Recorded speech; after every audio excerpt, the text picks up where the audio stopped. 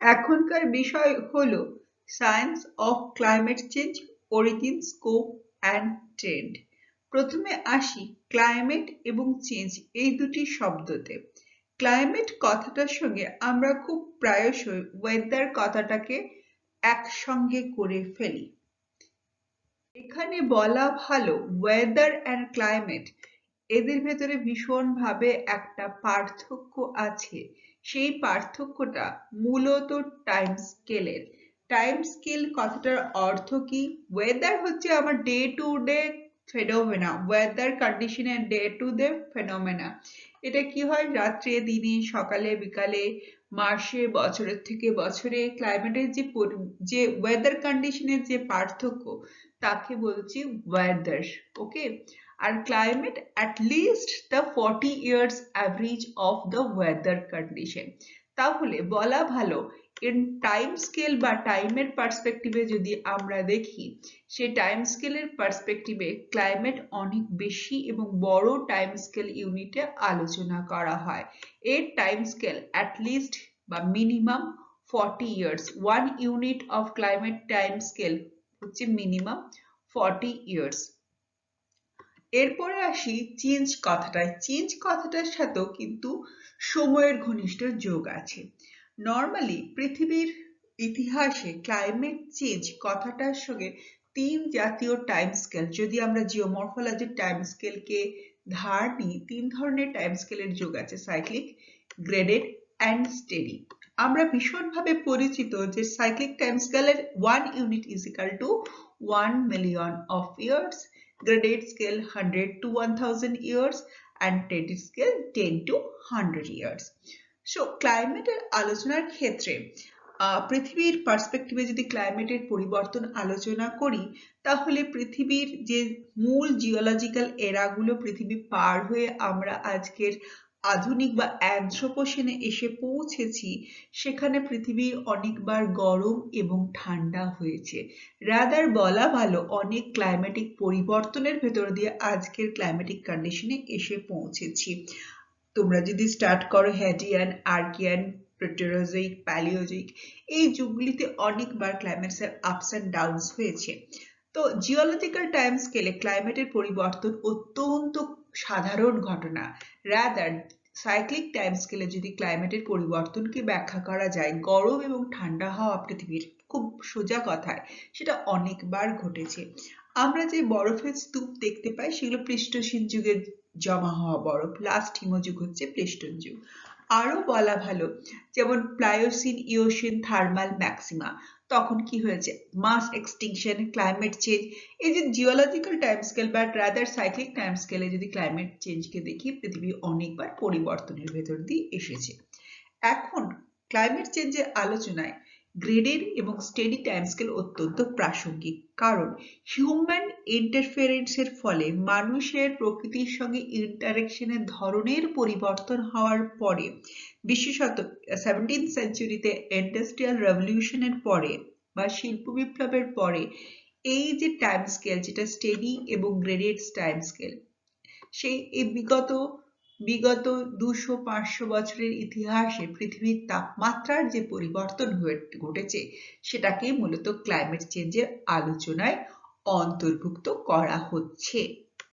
তাহলে খুব সংক্ষেপে ক্লাইমেট চেঞ্জ হচ্ছে একটা লং টার্ম ফেনোমেনা, বাট এই লং টার্ম ফেনোমেনাটা এতটা লম্বা নয় যে এটা সাইক্লিক টাইম স্কেলে ব্যাখ্যা করা যায়।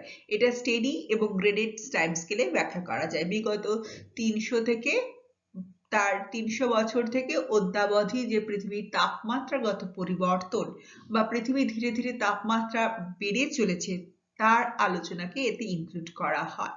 The climate change is a long-term phenomena, and long-term phenomena-তে স্পেসিফিক্যালি দেখো, গরম হলেও পৃথিবীর ক্লাইমেটের পরিবর্তন, ঠান্ডা হলেও পৃথিবীর ক্লাইমেটের পরিবর্তন। কিন্তু যখন আমরা স্টেডি বা গ্রেডেড টাইম স্কেলে, better to say steady time স্কেলে যখন আমরা ক্লাইমেটের আলোচনা করব, পরিবর্তন আলোচনা করব পৃথিবীর ক্লাইমেটের সাপেক্ষে, তখন সেটা পৃথিবীর তাপমাত্রার ক্রমবর্ধমান যে গতি প্রকৃতি, যে ইনক্রিজিং ট্রেন্ড অফ টেম্পারেচার এবং তার সঙ্গে যে তার ওয়েদার ফেনোমেনার যে চেঞ্জ হচ্ছে সেগুলি কিন্তু ক্লাইমেট চেঞ্জের আলোচনার বিষয়। আর তাহলে ক্লাইমেট চেঞ্জ এই কথাটির সঙ্গে 2-3টি শব্দ অত্যন্ত প্রাসঙ্গিক। প্রথম শব্দ হচ্ছে green house effect and green house gases and the global warming. এখন ক্লাইমেট চেঞ্জ কথাটা বলার সঙ্গে সঙ্গে আমরা এই global warming, green house effect and green house gases এই 3টে বিষয়ের আলোচনা ঘনিষ্ঠভাবে জড়িত। এই টেরিস্ট্রিয়াল আর্থ বা পৃথিবীর সমস্ত হিট বা এনার্জির উৎসকে না ইনকামিং সোলার রেডিয়েশন, সূর্য থেকে যে রশ্মি, যে সানরাইজ পৃথিবীতে 8 মিনিট 20 সেকেন্ড পরে অন অ্যান অ্যাভারেজ পৃথিবীতে এসে পৌঁছয় এবং তার উত্তাপ দ্বারা, সেই রেডিয়েশন দ্বারা পৃথিবী হিট বা এনার্জি পেয়ে থাকে। খুব সংক্ষেপে ইলেকট্রোম্যাগনেটিক রেডিয়েশন, যেটা স্পেস ক্রস করে, মহাশূন্যকে ক্রস করে অতিক্রম করে পৃথিবীতে এসে পৌঁছয়, কোনো মাধ্যম লাগে না, সেই EMR হচ্ছে পৃথিবীর সমস্ত এনার্জি বা হিটের কারণ। এই EMR যখন আসে সেটাকে একটা স্পেকট্রাম বা বর্ণালীতে ভেঙে দেওয়া যায়। বর্ণালীটা দেখতে কিরকম হয় দেখি। বর্ণালীটার ওয়েভলেন্থ থাকে, যেটাকে মাইক্রন বা মাইক্রোমিটারে মাপা হয় এবং সেটা যদি ভেঙে দেওয়া হয়, তোমরা ছোটবেলায় নিউট্রন চক্র পড়েছিলে, বেনিয়া সহকলা পড়েছিলে, কতগুলো রং বা বর্ণালী দেখতে পাওয়া যায়। বর্ণালীগুলো কিরকম না, কসমিক রে থাকে, গামা রে থাকে, এক্স রে থাকে, ইউভি রেজ থাকে, then visible range, then long wave, microwave, radio wave, এখানে আছে ইনফ্রারেড। এই দেখো নিয়ার ইনফ্রারেড অ্যান্ড ইনফ্রারেড। তাহলে বলা ভালো, সূর্য থেকে যে আগত রশ্মি, যেটাকে EMR বা সানলাইট হিসেবে আমরা দেখতে পাই, তার ভিজিবল পার্টটাই পৃথিবীতে এসে পৌঁছয়। তোমরা জানো মশার ডানা কাঁপানোর আওয়াজ আমরা শুনতে পাই না, তার নির্দিষ্ট ডেসিবেলের নিচে তার আওয়াজ বলে হিউম্যান ইয়ার্স বা মানুষের কান সেটা নোটিশ করতে পারে না এবং এটি নির্দিষ্ট ডেসিবেলের পরে আওয়াজ বা শব্দ ধ্বনি মানুষের কান শুনতে পায় না। সেরকম চোখেরও একটা রেঞ্জ আছে। হিউম্যান বিং এই ভিজিবল রেঞ্জটুকুই গ্রাহ্য করতে পারে বা দেখতে পারে। হিউম্যান বিংস এর আইজ, সেই ভিজিবল রেঞ্জটা কিরকম না 0.4 ন্যানোমিটার মাইক্রোমিটার থেকে 0.7 মাইক্রোমিটার। কি কি band? Blue band, green band, red band. বলা ভালো RGB। তার লেফট হ্যান্ড সাইডে এদিকে যারা আছে তাদের তরঙ্গ দৈর্ঘ্য বা ওয়েভলেন্থ 0.4 মাইক্রনের কম, সেগুলি অতি ক্ষুদ্র তরঙ্গ, সেগুলি পৃথিবীতে আসে, মানুষের চোখে ধরা পড়ে না। এবং ডান দিকে যেগুলি আছে সেগুলি আরো বৃহৎ তরঙ্গ, 0.7 মাইক্রনের বেশি। রেডের থেকে বড়, that is infrared, then radio wave and microwave. এগুলির অন্য অন্য ক্ষেত্রে কমিউনিকেশন টেকনোলজিতে অত্যন্ত গুরুত্বপূর্ণ ভূমিকা আছে, কিন্তু এই EMR যে এসে পৌঁছয় তার এই ভিজিবল পার্টটাই কিন্তু মানুষ দেখতে পায় এবং পৃথিবীকে উত্তাপে হেল্প করে, এনার্জি নিতে হেল্প করে। এখানে বলে রাখি তাহলে এই EMR হচ্ছে পৃথিবীর সমস্ত হিট এবং সমস্ত এনার্জির উৎস। তাহলে পৃথিবী গরম বা ঠান্ডা হওয়ার ক্ষেত্রে এই EMR এর গুরুত্বপূর্ণ ভূমিকা আছে।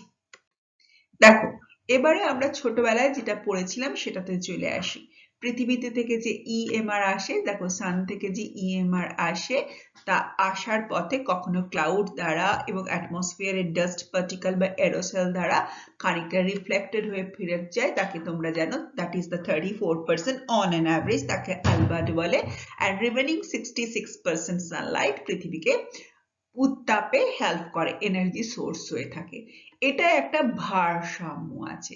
তাহলে ইনকামিং EMR যে রেডিয়েশন পাঠায়, যে এনার্জি নিয়ে আসে, সেই এনার্জি রেডিয়েটেড হয়ে যায় টু স্পেসে। তাদের ভিতরে একটা ভারসাম্য আছে।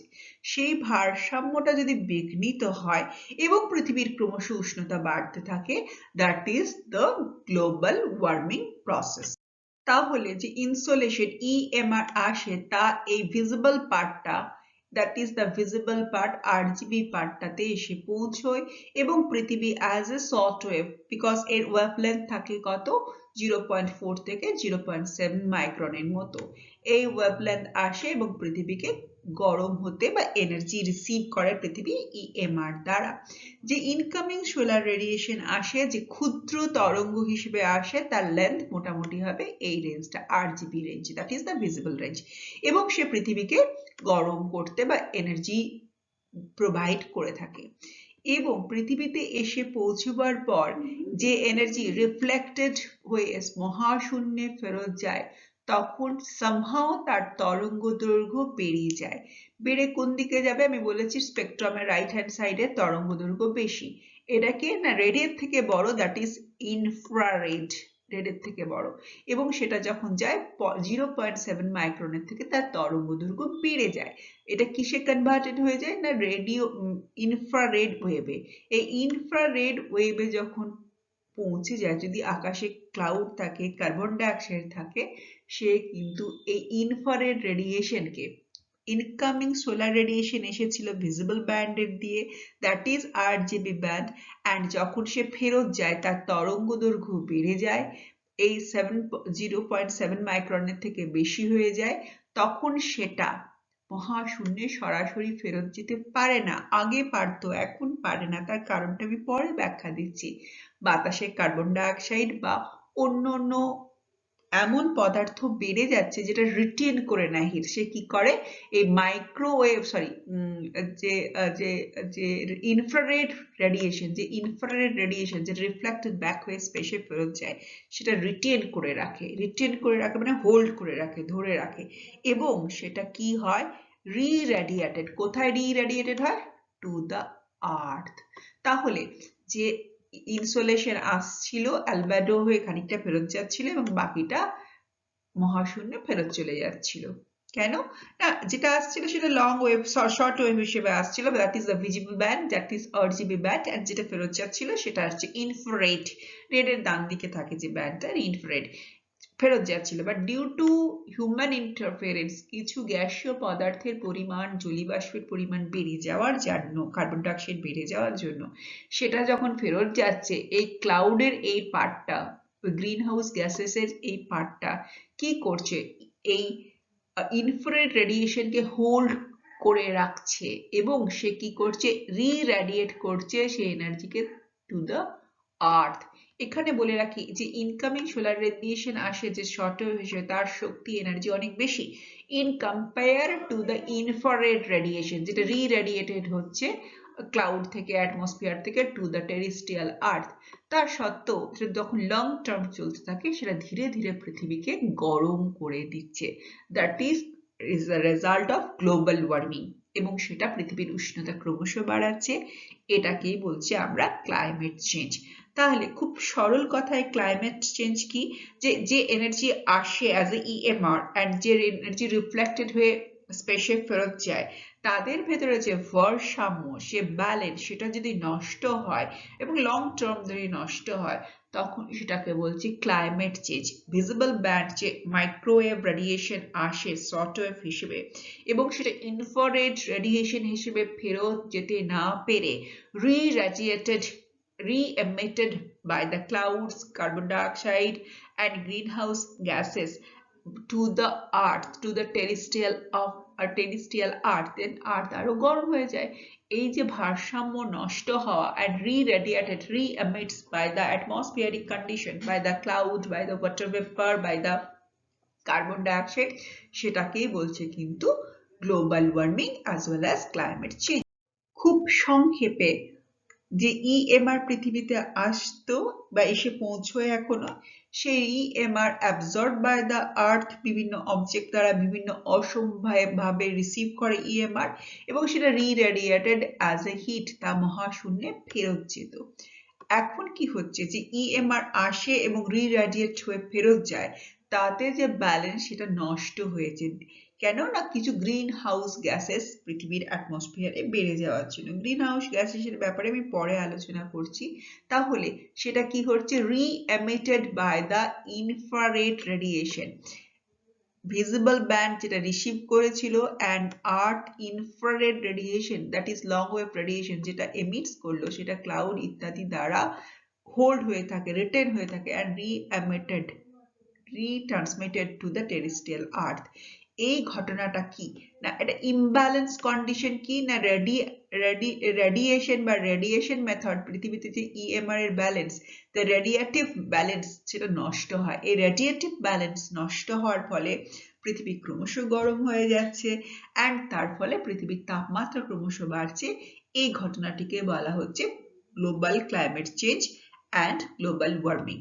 এই climate change and global warming, যেটি অ্যানথ্রোপোসেনের ঘটনা, মানুষের হিউম্যান অ্যাক্টিভিটির ইন্টারফারেন্সের ঘটনা বলে বিজ্ঞানীরা মনে করছেন, সেটা শুরু হয়েছে বাস্তবিক পক্ষে ইন্ডাস্ট্রিয়াল রেভলিউশন বা শিল্প বিপ্লবের পর। ভালো কথায় বলা ভালো, ইন্ডাস্ট্রিয়াল রেভলিউশন কি, ম্যানুফ্যাকচারিং ইউনিট স্প্রেড হওয়া এবং রিসোর্স অনেক বেশি, ফসিল ফুয়েল, কোল ইত্যাদির বার্নিং হওয়া, এর ফলে যে অ্যাটমসফিয়ারিক যে কম্বিনেশন আছে বিভিন্ন গ্যাসীয় পদার্থগুলি, সেগুলির ভারসাম্য বিঘ্নিত হয়। যদি তুমি তার স্ট্যাটিস্টিক্স ডেটাবেস দেখো, সেটা 18th সেঞ্চুরি থেকে 19th সেঞ্চুরি, 1850 থেকে 19-এর ভেতরে ক্রমশ বেড়েছে। 1 ডিগ্রি সেন্টিগ্রেড করে উষ্ণতা প্রায় বিগত লাস্ট যে ডিকেডস, সেই ডিকেডসে লাস্ট যে সেঞ্চুরি, সেই সেঞ্চুরিতে বেড়েছে এবং বলছে যে তার যে ইনক্রিজিং রেটটা হচ্ছে 0.2 ডিগ্রি সেলসিয়াস পার ডিকেডস। তো তোমার আপাত দৃষ্টিতে মনে হতে পারে 0.2 ডিগ্রি সেলসিয়াস পার ডিকেডস ইচ 10 ইয়ার্সে এমন কি বেশি উষ্ণতার বৃদ্ধি, বাট এটা কন্টিনিউয়াসলি ইনক্রিজিং ট্রেন্ড, এবং আলটিমেটলি এটা কি করছে, পৃথিবীর উষ্ণতা ধীরে ধীরে বাড়িয়ে দিচ্ছে। এই গ্রাফটা দেখো 1860 থেকে 2000 পর্যন্ত কেমন ভাবে একটা খুব steady trend and increasing trend of temperature. তাহলে এটা সত্যি যে পৃথিবীর ইনকামিং সোলার রেডিয়েশন এবং আউটগোয়িং যে radiation reradiated by the earth surface হয়ে স্পেসে ফেরত যেত, সেই রেডিয়েটিভ এনার্জিতে একটা ভারসাম্য নষ্ট হয়েছে।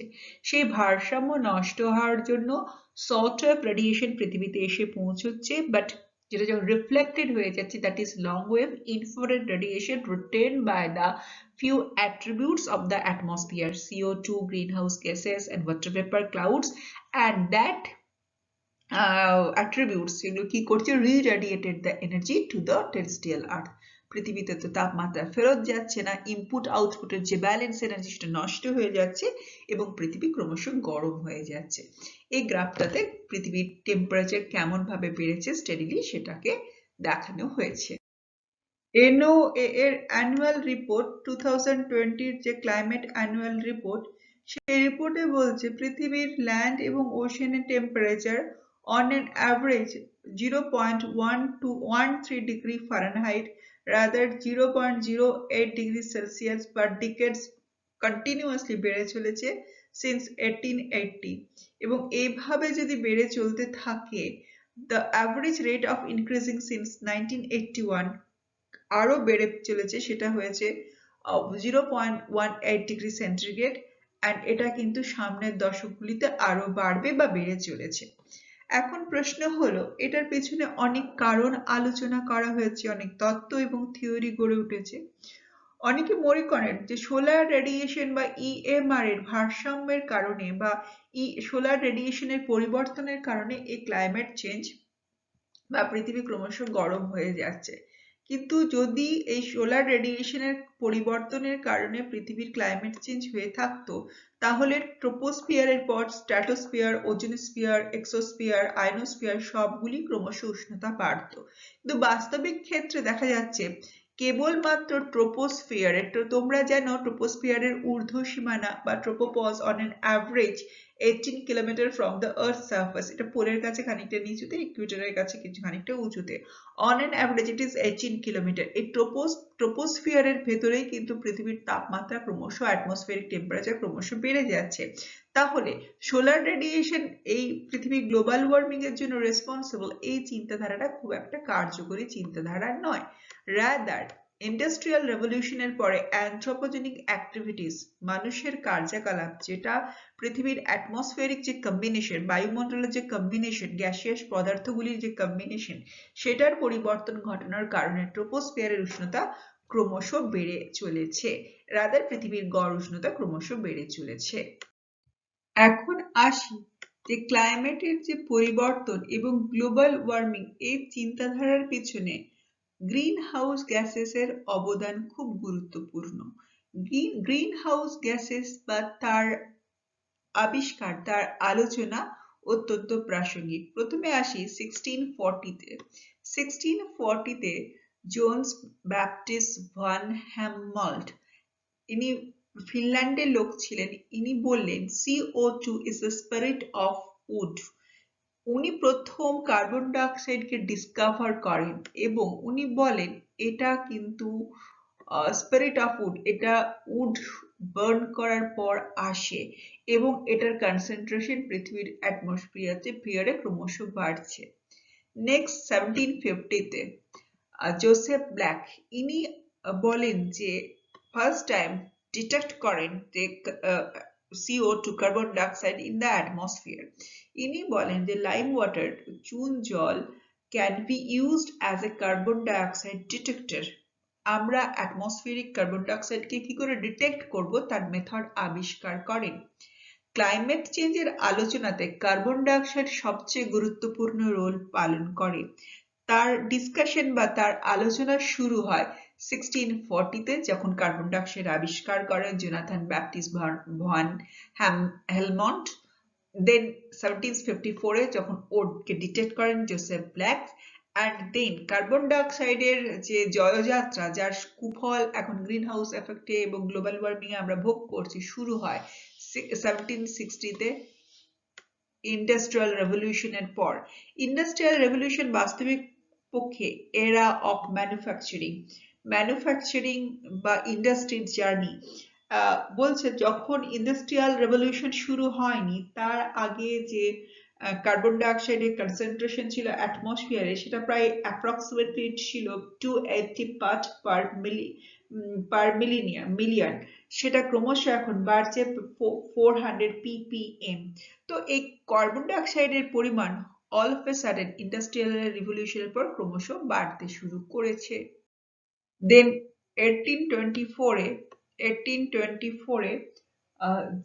জেন ব্যাপটিস্ট জোসেফ ফোরিয়ের বলে একজন ভদ্রলোক, যিনি ম্যাথমেটিশিয়ান ছিলেন, নেপোলিয়নের সেনাবাহিনীতে অ্যাক্টিভলি যার যোগ ছিল, তিনি কি করলেন, describe how the earth atmosphere react with the carbon dioxide. তিনি ব্যাখ্যা দিলেন যে পৃথিবীর যে কার্বন ডাইঅক্সাইড গুলি আছে, সেই কার্বন ডাইঅক্সাইড গুলি পৃথিবীর অ্যাটমসফিয়ারে অবস্থান করছে এবং সেই অ্যাটমসফিয়ারের কার্বন ডাইঅক্সাইড একটা কাঁচের দেওয়ালের মতো তার আচরণ। প্রথম যে গ্রিন হাউসের কনসেপ্ট, পৃথিবীর অ্যাটমসফিয়ারের যে কার্বন ডাইঅক্সাইড সে কাঁচের দেওয়ালের মতো আচরণ করে বা গ্রিন হাউসের কাঁচের দেওয়ালের মতো আচরণ করে, প্রথম ব্যাখ্যা দিলেন এই ফ্রেঞ্চ জেন ব্যাপটিস্ট জোসেফ। তারপরে আসি 1856-এ। 1856-এ সরাসরি ভাবে ইউনিস ফুট বলে ভদ্রলোক, তিনি সরাসরি ভাবে ওয়াটার ভেপার, জলীয় বাষ্প এবং কার্বন ডাইঅক্সাইড এদের ইন্টারেকশন এবং এদের ইন্টারেকশনের ফলই হচ্ছে যে পৃথিবীর উষ্ণায়নের ফল হতে পারে, তার প্রথম পূর্বাভাস দিলেন। ইনি আমেরিকান ছিলেন। তিনি American association for advance science এর একটা আলোচনা সভায় তিনি ব্যাখ্যা দিলেন। তিনি ডিসকভার করেন যে CO2 and water vapor in the atmosphere and sunlight এর সঙ্গে এমনভাবে ইন্টারেক্ট করে যেটা পরবর্তীকালে পৃথিবীর উষ্ণতা বাড়িয়ে দিতে পারে। এরপরে আসছে 1859। এই 1859 বছরটা পৃথিবীর চিন্তা জগতে এবং বিজ্ঞানের জগতে খুব গুরুত্বপূর্ণ। এই 1859-এ Charles Darwin origin of species লিখছে, আলেকজান্ডার ভন হাম্বুল্ট মারা যাচ্ছেন, খুব গুরুত্বপূর্ণ।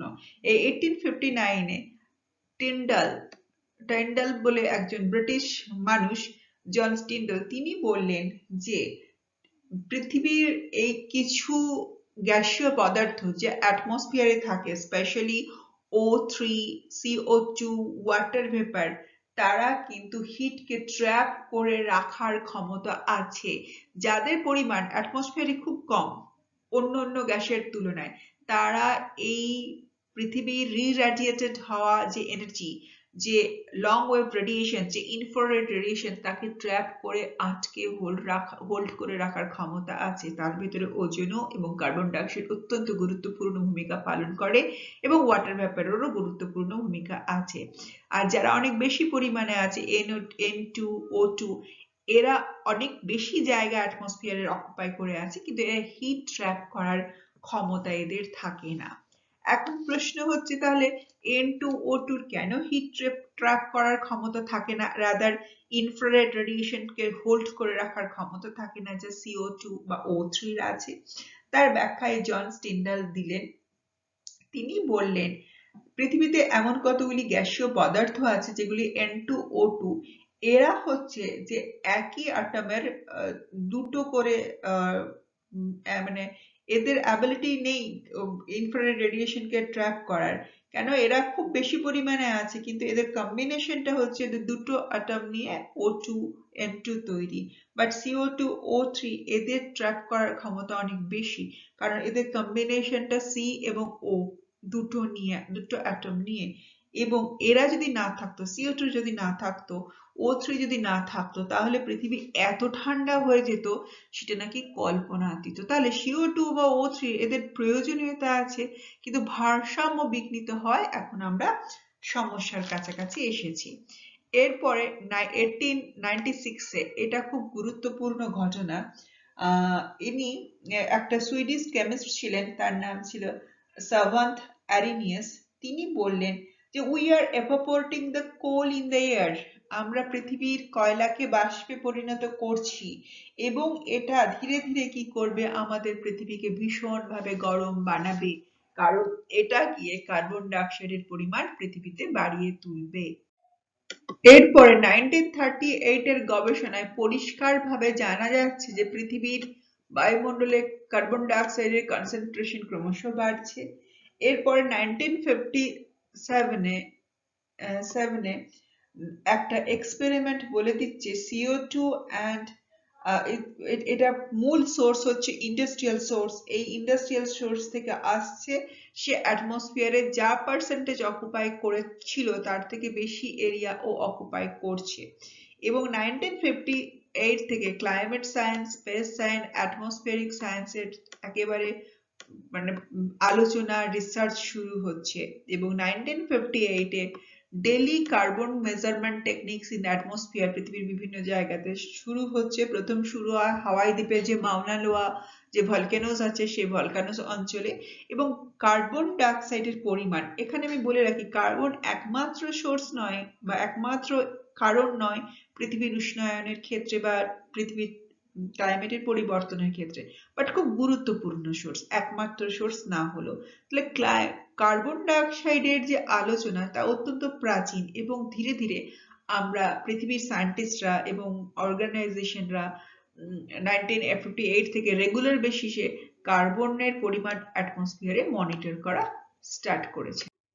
এর পরের ঘটনা তো আমরা সবাই জানি, 1908 থেকে ক্লাইমেট কংগ্রেস নাসার এবং 1992 থেকে আর্থ সামিট, এগুলিতে বারবার এই ক্লাইমেট, এবং আজ অবধি যে অনেকগুলি আর্থ সামিট হয়েছে এখানে লিস্ট করা আছে, দেখে নিও। সেই আর্থ সামিটগুলিতে বারে বারে ক্লাইমেট চেঞ্জের কথা আলোচনা হয়েছে, এবং তার সঙ্গে গ্লোবাল ওয়ার্মিং কথাটা ওতপ্রোতভাবে জড়িত, এবং তার সঙ্গে কার্বন ডাইঅক্সাইড এবং তার সহযোগী গ্রিন হাউস গ্যাসগুলি অত্যন্ত ঘনিষ্ঠভাবে এর জন্য। The Irish physicist or scientist John Tyndall, যার প্রধান ক্রেডিটই হচ্ছে যে তিনি green house gases and green house এফেক্টের আবিষ্কার করেছিলেন, যদিও এটি তার একার কৃতিত্ব নয়, গ্রুপ কৃতিত্ব। Water vapour, N2O, methane, CH4, CO2, এগুলি হচ্ছে মূল গ্রিন হাউস গ্যাসেস। কিন্তু প্রশ্ন হচ্ছে এগুলি পৃথিবীর অ্যাটমসফিয়ারে অ্যাজ এ ব্ল্যাঙ্কেটের মতো কাজ করে, কিন্তু কেন এগুলি, এই মলিকিউলগুলি এই হিটকে রিটেন করে রাখে এবং রিরেডিয়েট করে টুয়ার্ডস দ্য টেরেস্ট্রিয়াল আর্থ? এর মূল কারণ হচ্ছে এদের যে কম্পোজিশনগুলি, এগুলো দুটো অ্যাটম, দেখো N2 দুটো অ্যাটম, অক্সিজেন O2 দুটো অ্যাটম অফ সেম এলিমেন্ট, কিন্তু এগুলি ক্ষেত্রে দেখো more than 2 atom of different element, that is CO2, N2O, H2O, methane, CH4 এগুলো বাস্তবিক পক্ষে দুটো মলিকুল অফ ডিফারেন্ট অ্যাটম। সেজন্য এগুলির একটি বিশেষ গুণ, এগুলি হিট রিটেন করে রাখে, re-radiated long wave that is infrared রেডিয়েশনকে রিটেন করে রাখে এবং পৃথিবীর উষ্ণতার জন্য ভীষণভাবে দায়ী। গ্রিন হাউস গ্যাসেসের ভেতরে আসে carbon dioxide, methane, nitrous oxide and fluorinated gases. Fluorinated gases খুব নমিনাল অ্যামাউন্টে পৃথিবীতে মানে মানুষের কার্যকলাপের ফলে উৎপন্ন হয়ে থাকে। তার ভিতরে hydrofluorocarbon, perfluorocarbon and sulfur hexafluoride and the nitrogen trifluoride and CFC এগুলি গুরুত্বপূর্ণ বিষয়। এগুলি ইন্ডাস্ট্রিয়াল আউটপুট, ইন্ডাস্ট্রি থেকে আসে। এগুলি খুব কম পরিমাণে নির্গত হয় কিন্তু খুব গুরুত্বপূর্ণ ভূমিকা পালন করে। আর শেষে হচ্ছে ওয়াটার ভ্যাপার। এই গ্রিন হাউস গ্যাসগুলি এবং ওয়াটার ভেপার এগুলি পৃথিবীর উষ্ণায়নের জন্য ভীষণভাবে দায়ী। এগুলির মাত্রা আফটার ইন্ডাস্ট্রিয়াল রেভলিউশন 1760 পর থেকে পৃথিবীর অ্যাটমসফিয়ারে ক্রমশ বাড়তে শুরু করেছে। প্রথমে আসি মিথেনের কথায়। তার আগে বলি কার্বন ডাইঅক্সাইডের কথা। আমরা সবাই জানি কার্বন ডাইঅক্সাইড যদি না থাকতো পৃথিবী ভীষণ কনকনে ঠান্ডা বা চিল্ড কোল্ড হয়ে যেত। আর কার্বন ডাইঅক্সাইডের পরিমাণ ক্রমশ বাড়ছে, সেজন্য পৃথিবী ক্রমশ গরম হচ্ছে। দ্বিতীয় যে গুরুত্বপূর্ণ বিষয়টি হচ্ছে মিথেন। মিথেন পৃথিবীতে খুব নর্মালি পাওয়া যায়। প্যাডি ফিল্ড থেকে মিথেন পাওয়া যায়, লাইভ স্টক ফার্মিং, ল্যান্ডফিল ইত্যাদি হচ্ছে নর্মাল সোর্স অফ মিথেন। তাছাড়া কোল মাইন্স অ্যান্ড ওয়েল রিফাইনারি থেকে নর্মালি মিথেন অরিজিনেট করে পাওয়া যায়। মিথেন খুব কম পরিমাণে পাওয়া যায় শর্ট লাইফ গ্যাসেস, কিন্তু এটা কার্বনের থেকে অনেক বেশি শক্তিশালী agent of global warming. Last 100 বছরে ক্রমশ মিথেনের পরিমাণ অ্যাটমসফিয়ারে বেড়েছে এবং আগামী 100 বছরে 28 গুণ বেড়ে যেতে পারে, এবং যেটা কার্বন ডাইঅক্সাইডের থেকে মোর পাওয়ারফুল টুল হিসেবে কাজ করতে পারে গ্লোবাল ওয়ার্মিং এর ক্ষেত্রে। থার্ড ওয়ার্ল্ড কান্ট্রি বলা ভালো, ডেভেলপিং কান্ট্রির লাইভস্টক ফার্মিং অ্যান্ড ল্যান্ডফিল একটা মেজর সোর্স হচ্ছে মিথেন গ্যাসের। এরপরে আসি নাইট্রাস অক্সাইড। নাইট্রাস অক্সাইড মোটামুটি ভাবে এগ্রিকালচারে যে সারগুলি ব্যবহার করা হয়, ম্যানিওরগুলি ব্যবহার করা হয়, ডেভেলপিং কান্ট্রি বা এগ্রিকালচার বেস কান্ট্রির ল্যান্ড ইউজ প্যাটার্ন থেকে প্রচুর পরিমাণে N2O উৎপন্ন হয় এবং ফসিল ফুয়েল থেকে অবভিয়াসলি হয়ে থাকে, সলিড ওয়েস্ট, মিউনিসিপাল ওয়েস্ট থেকে হয়ে থাকে। এটাও কিন্তু খুব গুরুত্বপূর্ণ এজেন্ট হিসেবে কাজ করে গ্লোবাল ওয়ার্মিং এবং ক্লাইমেট চেঞ্জ। এবারে আসছি ফ্লোরিনেটেড গ্যাসেস।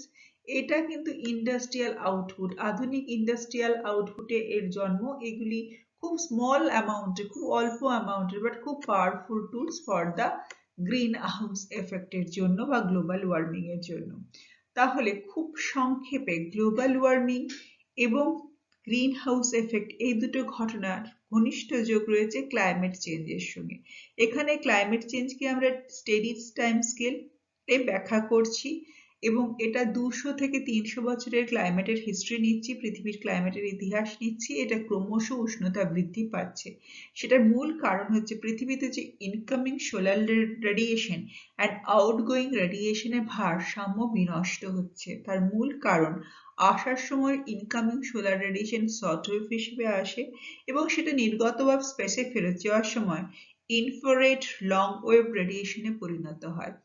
মানুষের কার্যকলাপের ফলে পৃথিবীতে carbon dioxide rather green house গ্যাসেসের সংখ্যা বেড়ে যাওয়ার ফলে খুব কম পরিমাণে বাড়ছে, বাট স্টেডিলি ইনক্রিজিং। সেটা অ্যাজ এ ব্ল্যাঙ্কেটের মতো কাজ করে। সে রি-রেডিয়েটেড এনার্জি ইনফ্রারেড রেডিয়েশনকে রিটেন করে থাকে এবং সেটা রি-রেডিয়েট করে দেয় টেরেস্ট্রিয়াল আর্থের দিকে। এর ফলে পৃথিবী ক্রমশ গরম হয়ে যাচ্ছে। পৃথিবীর বিভিন্ন আর্থ সামিটের আলোচনা এরই ব্যাখ্যা এবং এটাকে কিভাবে মিটিগেট করবে তার বিভিন্ন পদ্ধতি বিষয়ে আলোকপাত করে থাকে।